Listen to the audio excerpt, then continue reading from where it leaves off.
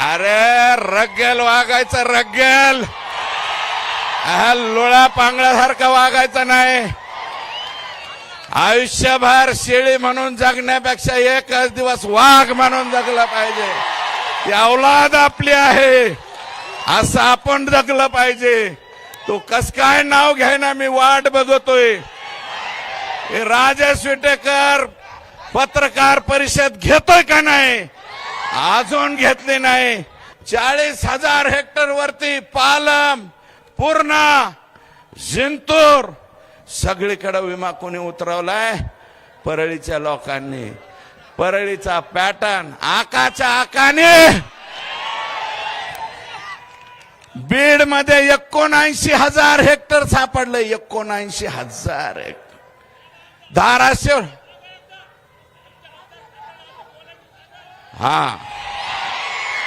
हे धाराशिव मध्ये 3,000 हेक्टर. लातूर मध्ये सापडला 20,000 हेक्टर आता काल परवा.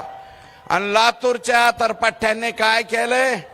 लातूर मधला जो परळीचा सुरेश रामचंद्र धस नावाचा माणूस आहे त्याने लातूरात विमा भरलाय, जळगावात भरलाय, वर्ध्यात भरलाय, इकडं याच्यात म्हणजे अमरावतीत भरलाय. अरे तुमच्या स्वतःच्या जमिनीवर दुसरे लोक आणून विमा भरणं हा नवीन पॅटर्न ह्या परळीवाल्यांचा.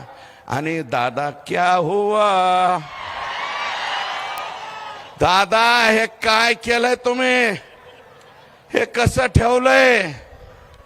आणि हे सगळीकडे माननीय मुख्यमंत्र्यांचं मी आभार मानतो.